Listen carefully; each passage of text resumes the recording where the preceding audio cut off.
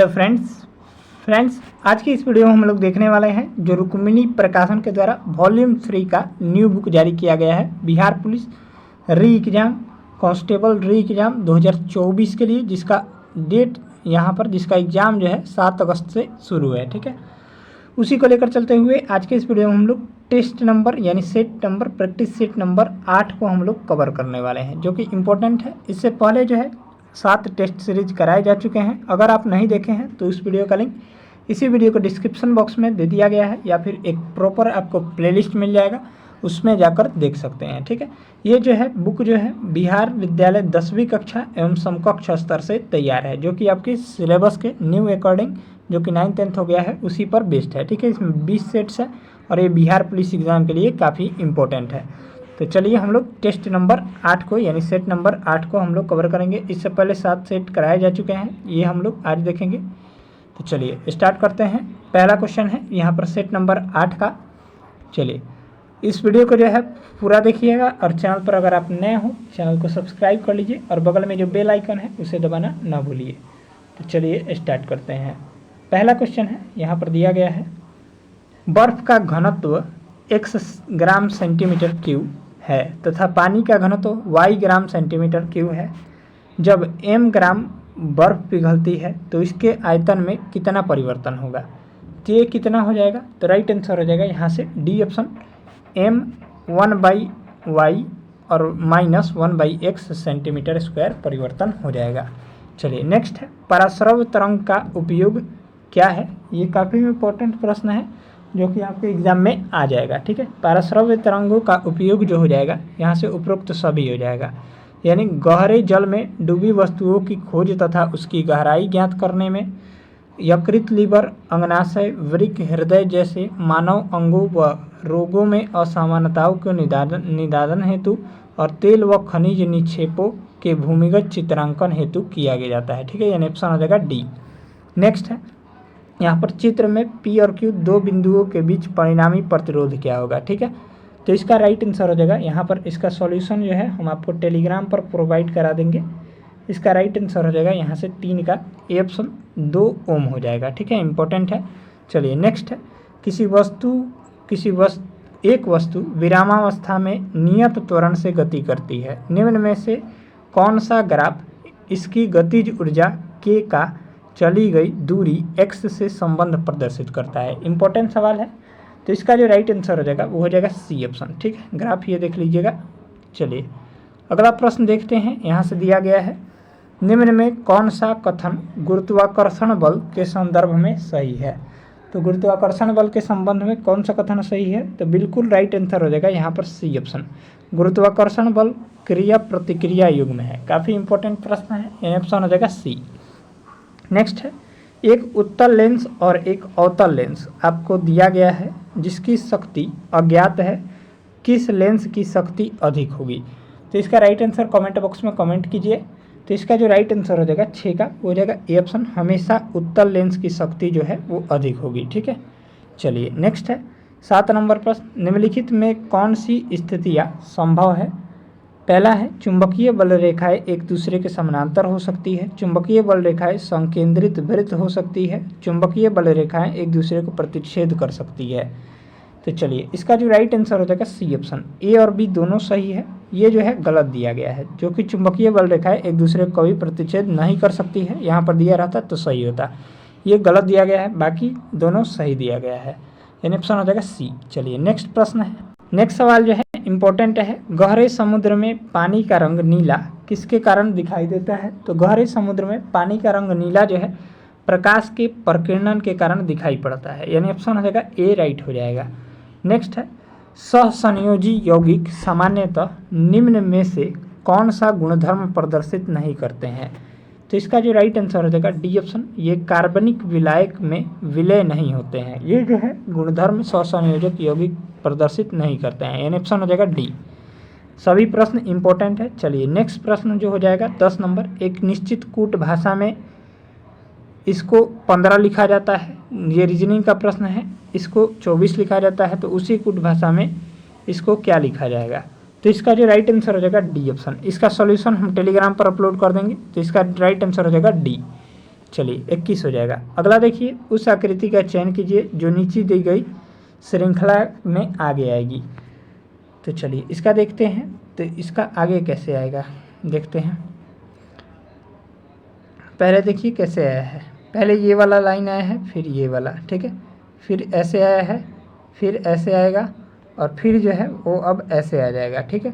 तो ऐसा आकृति किस में दिया गया है, ये दोनों तो गलत हो गया, ऐसे ही इसमें और इसमें दिया गया है, और ये मिलाएंगे, इधर आया है, फिर ऊपर जाएगा, फिर नीचे, फिर इस साइड, फिर जो आएगा वो नीचे की तरफ आएगा, ठीक है। यानी ऑप्शन हो जाएगा ए वाला, इधर जो है गलत दिया गया है, यानी ऑप्शन हो जाएगा ए।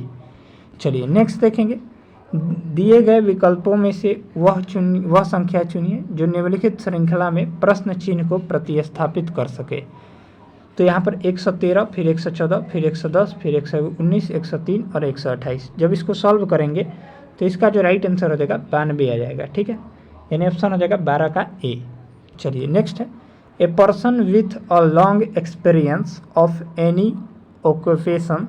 तो इसका जो राइट आंसर हो जाएगा 13 का ए ऑप्शन वेटर्न हो जाएगा, ठीक है। चलिए नेक्स्ट है, words written on a tomb, इसको क्या कहते हैं, तो इसको राइट आंसर हो जाएगा डी ऑप्शन इपिटफ कहते हैं, ठीक है। यानी ऑप्शन हो जाएगा डी। नेक्स्ट है, choose the incorrectly spelled word. तो इस बस बिल्कुल ऐसा ही आपका इंग्लिश का प्रश्न पूछा जाएगा, तो इनकरेक्टली इसमें से हो जाएगा बी वाला हो जाएगा, ठीक है, याद रखिएगा, एब्रीसियस, ठीक है। यानी ऑप्शन हो जाएगा बी, ये जो है गलत दिया गया है। नेक्स्ट है, select the option that expresses the given sentence in passive voice. All his friends laughed at him. तो इसका जो राइट आंसर हो जाएगा 16 का C option, he was laughed at by all his friend, ठीक है, ये जो है राइट हो जाएगा। चलिए नेक्स्ट देखते हैं, select the incorrectly spelled word. तो इसका जो राइट आंसर हो जाएगा यहाँ से 17 का बी वाला इनकरेक्ट हो जाएगा, यानी बेनेथ, ठीक है, ये जो है गलत दिया गया है। बाकी बिलीफ का सही है, वैली का सही है, ब्लो का सही है, ठीक है, यानी ऑप्शन हो जाएगा बी। चलिए अगला प्रश्न देखते हैं, 18 नंबर सवाल, select the appropriate adverb of the bold word, ठीक है। तो यहाँ पर ओबीवियस का जो एडवर्ब हो जाएगा वो यहाँ पर कौन सा हो जाएगा, तो सी ऑप्शन ओबीवियसली हो जाएगा, ठीक है, यानी ऑप्शन हो जाएगा सी। नेक्स्ट है, select the incorrectly spelled word. तो यहाँ से इनकरेक्ट जो हो जाएगा डी वाला हो जाएगा स्लेग, ये जो है गलत दिया गया है। नेक्स्ट है, select the sentence with appropriate use of preposition. तो इसमें से राइट आंसर हो जाएगा सही प्रीपोजिशन का प्रयोग, it has been raining since morning, ये जो है यहाँ पर सही दिया गया है। चलिए नेक्स्ट देखेंगे, लिंग, अब हिंदी के प्रश्न देखेंगे। लिंग की दृष्टि से दही है, दही शब्द जो हो जाएगा वो कैसा है, तो दही जो हो जाएगा वो पुल्लिंग होता है, यानी ऑप्शन हो जाएगा बी। नेक्स्ट है, निम्नलिखित में शुद्ध वाक्य कौन सा है। तो इनमें से शुद्ध वाक्य जो हो जाएगा, लड़कियां आम खाती है, ये जो है शुद्ध दिया गया है, यानी ऑप्शन हो जाएगा सी। नेक्स्ट है, बच्चे बस से पाठशाला जाते हैं, बच्चे बस से पाठशाला जाते हैं, इस वाक्य में कौन सा कारक है। तो इसका राइट आंसर हो जाएगा करण कारक है, ठीक है, यानी ऑप्शन हो जाएगा बी। इंपॉर्टेंट प्रश्न है, राइट आंसर हो जाएगा बी। नेक्स्ट है, वर्णमाला में स्पर्श व्यंजनों की संख्या कितनी होती है। तो वर्णमाला में स्पर्श व्यंजनों की संख्या यहाँ पर राइट जो आंसर हो जाएगा ए ऑप्शन 25 होती है, ठीक है, यानी ऑप्शन हो जाएगा ए, याद रखिएगा, पूछा जा सकता है। नेक्स्ट है, यशोदा का सही संधि विच्छेद है, ऐसा एक प्रश्न आएगा। तो यशोदा का सही संधि विच्छेद जो हो जाएगा वो यहाँ पर राइट आंसर हो जाएगा सी वाला, यशः प्लस दा हो जाएगा, इंपॉर्टेंट है। चलिए इसमें अगर आपका 60 के आसपास आपका स्कोर आ रहा है तो आपका रिजल्ट जो है बनने वाला है इस बार। चलिए नेक्स्ट है, सन्यासी शब्द में किस प्रकार की अशुद्धि है। तो सन्यासी शब्द में जो हो जाएगा वो यहाँ पर अनुस्वार संबंधी अशुद्धि है, ठीक है। चलिए अगला देखेंगे, पृथ्वी शब्द का पर्यायवाची क्या हो जाएगा। तो पृथ्वी शब्द का पर्यायवाची जो हो जाएगा वो डी वाला हो जाएगा, ये सभी हो जाएंगे, वसुधा, उर्वी और भू, ठीक है, इनमें से सभी हो जाएगा। नेक्स्ट है, दिए गए वाक्य में कोई त्रुटि या त्रुटि के बिना है तो उसे अब, अस में या द के द्वारा सूचित किया गया है। तो अ है, रोज सुबह व्यायाम करने पर स्वास्थ्य बिगड़ता है, कोई त्रुटि नहीं है। तो यहाँ से जो इसका राइट आंसर हो जाएगा, इसमें त्रुटि है कि नहीं है, तो ये यहाँ पर सी वाला यानी 100 भाग में त्रुटि है, स्वास्थ्य बिगड़ता है, ठीक है, ये जो है गलत दिया गया है, यानी ऑप्शन हो जाएगा सी। नेक्स्ट है संसद में शून्यकाल का समय है, तो संसद में शून्यकाल का इंपॉर्टेंट प्रश्न है। राइट आंसर हो जाएगा दोपहर 12 बजे से उपराह 1 बजे तक, यानी 12 से 1 बजे तक। नेक्स्ट है निम्नलिखित में से कौन सा विषय समवर्ती सूची में है, तो समवर्ती सूची में कौन सा हो जाएगा, तो शिक्षा हो जाएगा। शिक्षा जो है केंद्र सूची और राज्य सूची दोनों का विषय है, यानी ऑप्शन हो जाएगा जिसको हम लोग समवर्ती सूची में रखते हैं, बी वाला राइट हो जाएगा। समवर्ती सूची की वर्तमान में संख्या जो हो जाएगी यहाँ पर कितनी हो जाएंगी, तो 52 हो जाएंगी, ठीक है, याद रखिएगा। संघ सूची के अंतर्गत 100 विषय हैं वर्तमान में, और यहाँ पर राज्य सूची के अंतर्गत जो है वो 61 विषय हैं वर्तमान में, याद रखिएगा। बाकी यहाँ पर देखेंगे इसका राइट आंसर हो जाएगा बी वाला, पुलिस जो है वो यहाँ पर राज्य सूची का विषय है, यानी ऑप्शन हो जाएगा यहाँ से बी राइट हो जाएगा, याद रखिएगा।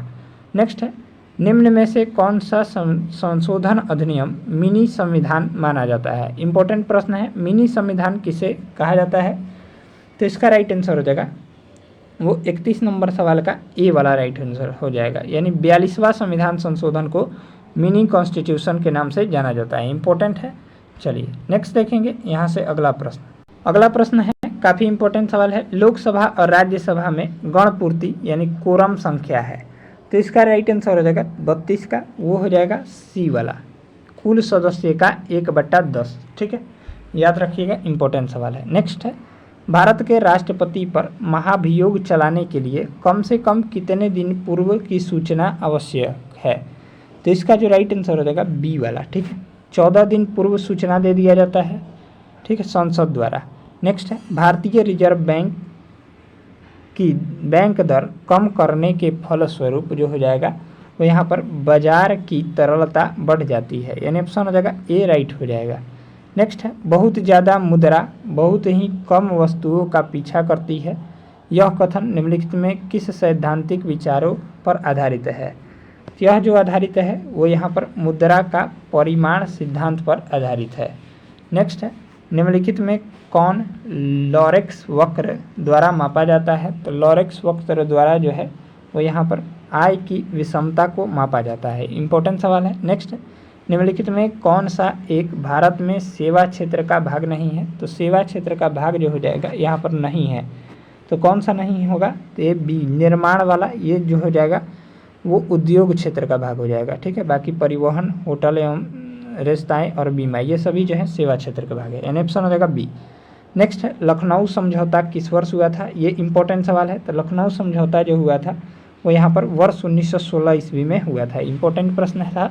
नेक्स्ट है कांग्रेस ने किस तिथि को संपूर्ण देश में पूर्ण स्वतंत्रता दिवस मनाया, तो इसका राइट आंसर हो जाएगा बी ऑप्शन 26 जनवरी 1930 को जो है कांग्रेस ने संपूर्ण देश में पूर्ण स्वतंत्रता दिवस मनाया था।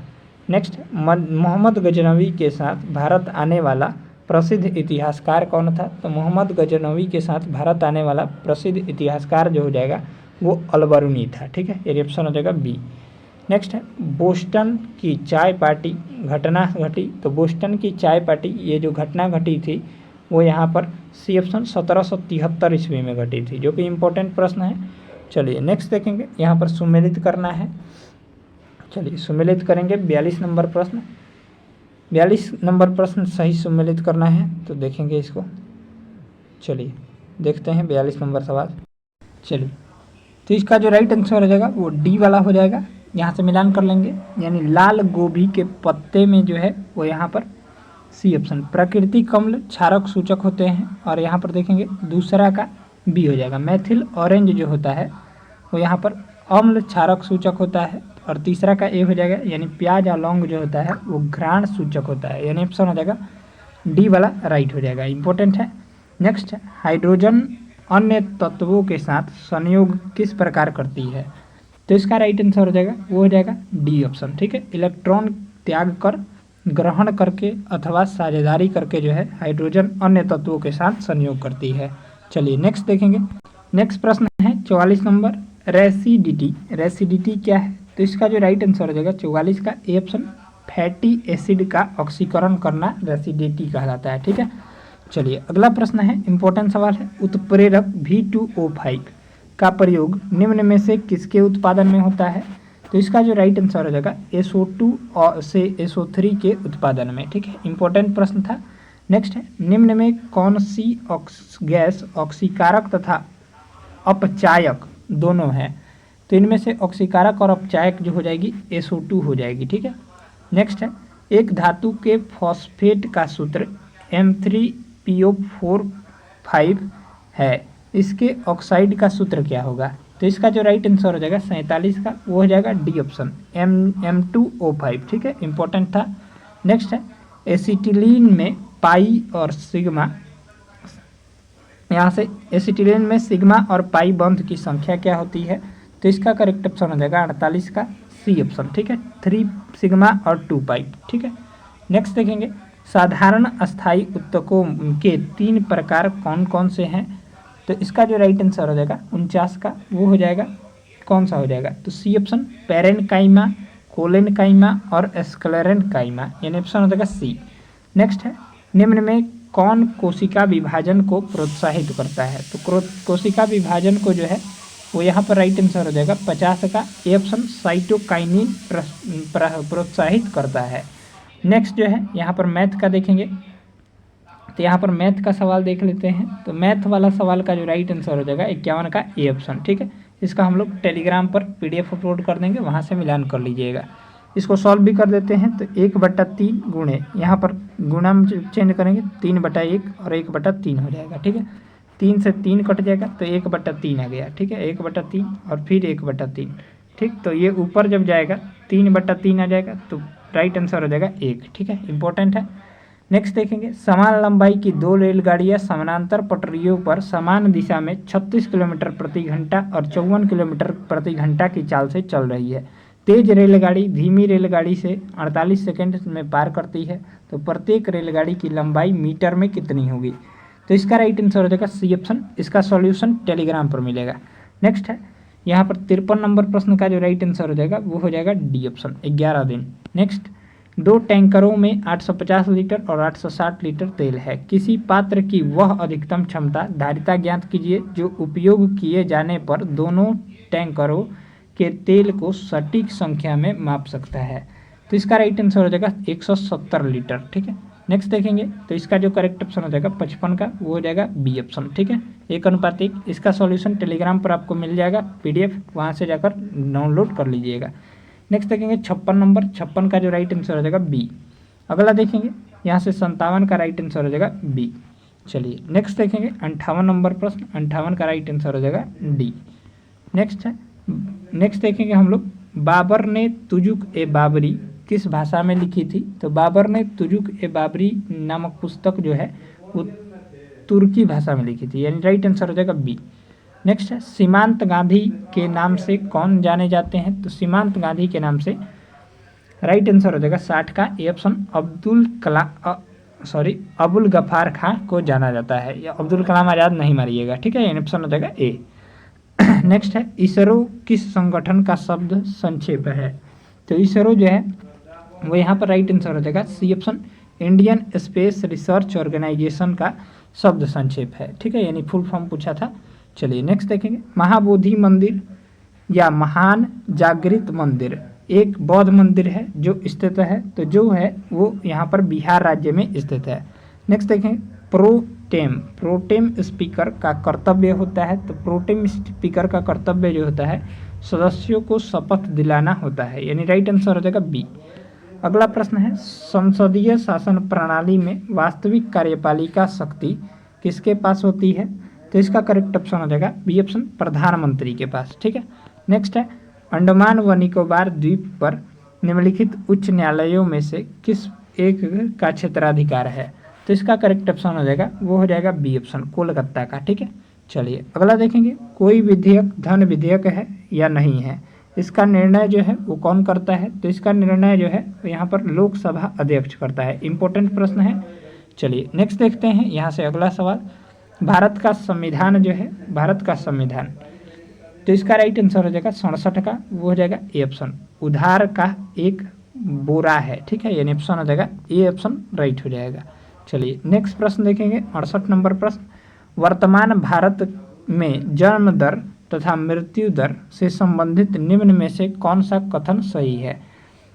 वर्तमान में पूछ रहा है, तो इनमें से सही कथन जो हो जाएगा सी ऑप्शन, जन्म दर तथा मृत्यु दर दोनों गिर रही है। ठीक है, नेक्स्ट है राष्ट्रीय ग्रामीण विकास संस्थान कहाँ स्थित है? तो आरडीआई जिसको बोलते हैं आरडीआई। ठीक है, ये जो है हैदराबाद में स्थित है। राष्ट्रीय ग्रामीण विकास संस्थान कहाँ स्थित है? ये हैदराबाद में है। इन ऑप्शन हो जाएगा आरडीआई हैदराबाद में है। ठीक है, नेक्स्ट है जनगणना 2011 के अनुसार किस केंद्र शासित प्रदेश का लिंगानुपात सबसे कम है?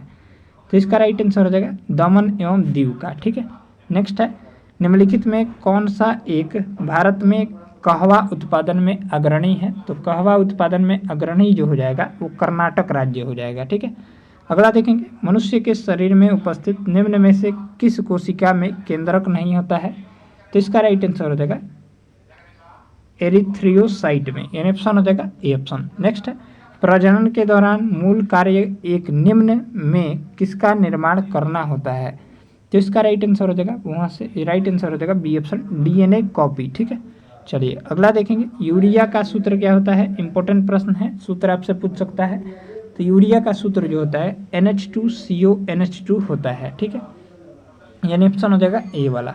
नेक्स्ट है जठर ग्रंथियों द्वारा स्रावित हाइड्रोक्लोरिक अम्ल HCl निम्न में से किस एंजाइम की क्रिया को आसान कर देता है? तो इसका करेक्ट ऑप्शन हो जाएगा वो हो जाएगा ए ऑप्शन पेप्सिन नामक एंजाइम की क्रिया को आसान कर देता है। अगला प्रश्न है गर्भाशय में भ्रूण को पोषण प्रदान करने वाला ऊतक कौन सा है? तो इसका राइट आंसर हो जाएगा प्लेसेंटा है। ठीक है, याद रखिएगा। नेक्स्ट है निम्न में कौन सा कथन गलत दिया गया है? तो इनमें से कौन सा कथन गलत दिया गया है? तो 77 का डी हो जाएगा, यानी डी ऑप्शन वाला जो गलत दिया गया। माइटोकॉन्ड्रिया में ऑक्सीजन की सहायता से एसिटिक अम्ल का विघटन होता है, ये जो है गलत दिया गया है। बाकी श्वसन के प्रथम चरण में ग्लूकोज का विघटन होता है, सही है। श्वसन के प्रथम चरण में पाइरुविक अम्ल का निर्माण होता है, ये भी सही है। किण्वन की प्रक्रिया में ऑक्सीजन आवश्यक नहीं, ये भी सही है। ठीक है, यानी ऑप्शन हो जाएगा डी वाला राइट हो जाएगा। नेक्स्ट मनुष्य मानव वृक्क में वृक्काणु नेफ्रॉन के नलिकानुमा भाग द्वारा आरंभिक निस्यंद से इनमें से किन पदार्थों का चयनात्मक पुनः अवशोषण कर लिया जाता है? तो इसका जो राइट आंसर हो जाएगा वो हो जाएगा सी ऑप्शन ग्लूकोज, जल, लवण और एमिनो अम्ल का। नेक्स्ट है गार्ड कोशिकाएं प्रक्रिया में क्या शामिल है? तो गार्ड कोशिकाएं गार्ड सेल्स में यहाँ पर राइट आंसर हो जाएगा वाष्पीकरण की क्रिया शामिल होती है। अगला देखेंगे निम्नलिखित में कौन सी मानव कोशिका अपने आकार को बदलने की क्षमता रखती है? तो इसका राइट आंसर हो जाएगा WBC। ठीक है, चलिए अगला प्रश्न देखते हैं। यहाँ से 81 नंबर प्रश्न जो है मैथ का ही है। तो चलिए इसका जो राइट आंसर हो जाएगा, इसका सॉल्यूशन पाने के लिए हमारे टेलीग्राम ग्रुप को ज्वाइन करें। टेलीग्राम चैनल का लिंक इसी वीडियो के डिस्क्रिप्शन बॉक्स में दिया गया है। इसका राइट आंसर हो जाएगा सी। अगला प्रश्न जो है इम्पोर्टेंट है, ये इसका सॉल्यूशन राइट आंसर हो जाएगा ए। चलिए नेक्स्ट देखेंगे 83 नंबर प्रश्न का राइट आंसर हो जाएगा ए। नेक्स्ट है यहाँ से 84 नंबर सवाल का जो राइट आंसर हो जाएगा ए ऑप्शन। चलिए नेक्स्ट देखेंगे, ये रीजनिंग का प्रश्न है। यदि प्लस और माइनस को आपस में बदल दिया जाए, गुणा और भाग को आपस में बदल दिया जाए, तो निम्नलिखित समीकरण में वाट के स्थान पर क्या आएगा? तो जब इसको हम लोग सॉल्व करेंगे चिन्ह को बदल कर, यानी प्लस की जगह माइनस करेंगे और माइनस की जगह प्लस करेंगे और गुणा की जगह भाग करेंगे, भाग की जगह गुणा करेंगे, तो इसका जो राइट आंसर हो जाएगा वो बी वाला हो जाएगा 470। नेक्स्ट है तो इसका जो करेक्ट ऑप्शन हो जाएगा 86 का रीजनिंग है सी ऑप्शन। ठीक है, इसका सॉल्यूशन हमारे टेलीग्राम पर दिया जाएगा।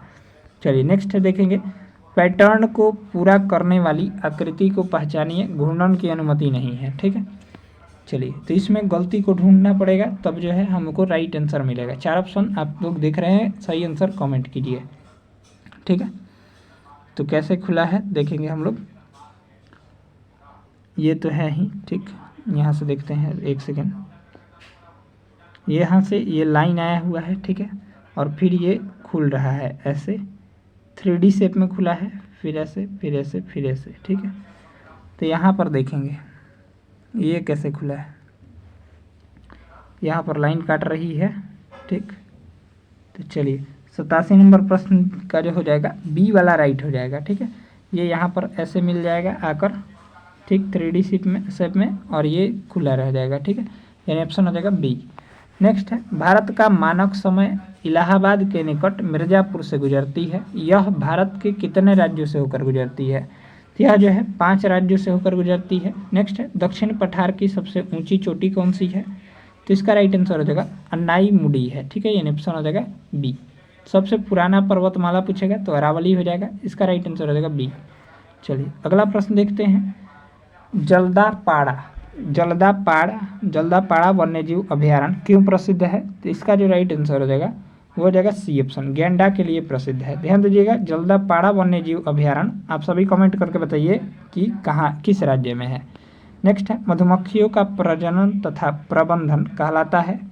तो इसका राइट आंसर हो जाएगा 91 का, वो हो जाएगा ए ऑप्शन, एपीकल्चर कहलाता है। ठीक है, नेक्स्ट देखेंगे भौतिक भौगोलिक अपर्दन चक्र की संकल्पना इनमें से किसने प्रस्तुत की है? ते जो है यहाँ पर WS डेविस ने प्रस्तुत किया है। नेक्स्ट दिया गया है 93 नंबर। गरजने वाला चलीसा प्रचंड 50 चीखने वाली 60 पवने पृथ्वी के किस गोलार्ध में चलती है? तो इसका जो राइट आंसर हो जाएगा दक्षिणी गोलार्ध में। ठीक है, नेक्स्ट देखेंगे ब्रिक्स डेवलपमेंट बैंक को अब यह नाम दिया गया है। तो अब जो है इसका नाम बदलकर यहाँ पर न्यू डेवलपमेंट बैंक कर दिया गया है। Next Bhabha atomic research centre यानी भाभा परमाणु ऊर्जा संयंत्र BARC की स्थापना कब हुई थी? तो इसकी स्थापना जो हुई थी वो 1954 में हुई थी। ठीक है, यानी ऑप्शन हो जाएगा सी। चलिए नेक्स्ट देखेंगे भारतीय रिजर्व बैंक ने अप्रैल 2024 में कितना रेपो दर को बनाए रखने की घोषणा की है? तो इसका राइट आंसर हो जाएगा 6.5%। नेक्स्ट है मार्च 2024 में नाटो में शामिल नया सदस्य देश कौन है? इंपॉर्टेंट प्रश्न है, तो इसका राइट आंसर हो जाएगा स्वीडन है, यानी ऑप्शन हो जाएगा ए।